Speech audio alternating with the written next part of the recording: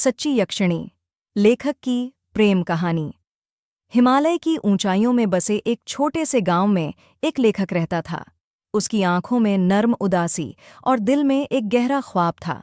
वह लेखक था, लेकिन उसकी कहानियों से कहीं ज्यादा महत्वपूर्ण थी उसकी खुद की कहानी। वह गांव का एक साधारण लड़का था, लेकिन उसकी आत्मा में एक गहरी संवेदनशीलता थी। उसका नाम था अरविंद। अरविंद के जीवन में एक लड़की की याद ने हमेशा उसे गहराई से छुआ था। उस लड़की का नाम था यक्षिणी। यक्षिणी गांव की एक सुंदर और साहसी लड़की थी, जो हर किसी के दिल को छू जाती थी। अरविंद और यक्षिणी की मुलाकात एक हरे भरे बाग में हुई थी। वह बाग यक्षिणी की खास जगह थी, जहां वह अक्सर समय बिताया करती थी। अरविंद ने पहली बार यक्षिणी को वहीं देखा था, जब वह अपनी किताब पढ़ रही थी और एक हल्की सी मुस्कान उसके होठों पर थी। वह मुस्कान अरविंद के दिल में गहरी छाप छोड़ गई। एक दिन अरविंद ने साहस जुटाकर यक्षिणी से बातचीत शुरू की। शुरुआत में तो बातचीत सामान्य थी, लेकिन जल्दी ही वह दोनों एक दूसरे के विचारों और सपनों के बारे में बात करने लगे। अरविंद को यक्षिणी की गहरी सोच और उसकी सुंदरता दोनों ही पसंद आने लगे। यक्षिणी को भी अरविंद की संवेदनशीलता और उसकी लेखनी से लगाव हो गया था।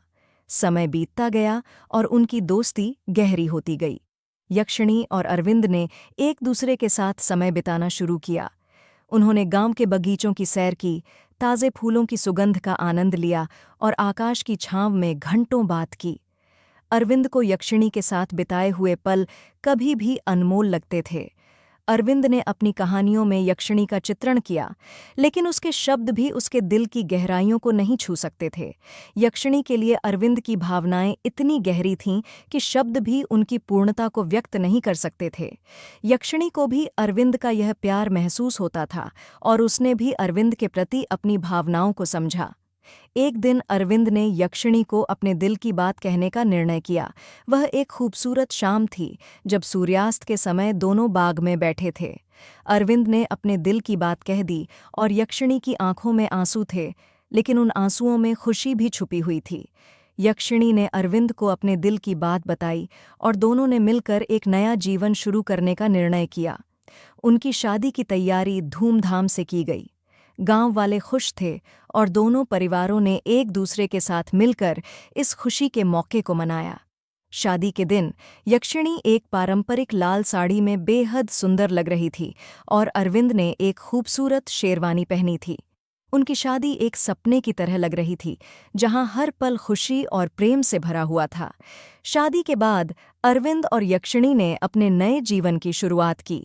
वे साथ में नई कहानियां लिखते, नए सपने देखते और हर दिन एक दूसरे के साथ बिताते। उनके प्रेम की गहराई और समझदारी ने उनके जीवन को संपूर्ण बना दिया। यक्षिणी की उपस्थिति ने अरविंद की कहानियों को और भी सुंदर बना दिया और अरविंद की लेखनी ने यक्षिणी के दिल को छू लिया।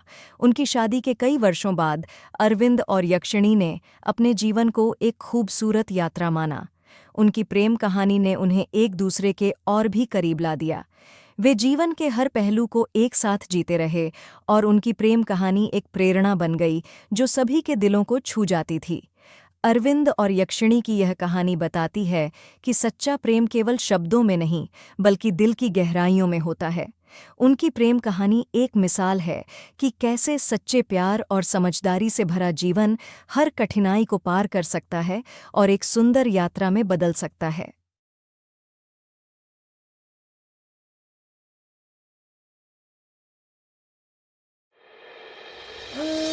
पिज्जा मंगाइए? नहीं, कल ही खाता सी। मंचूरियन स्पाइसी हो जाऊगा। बर्गर मंगाइए?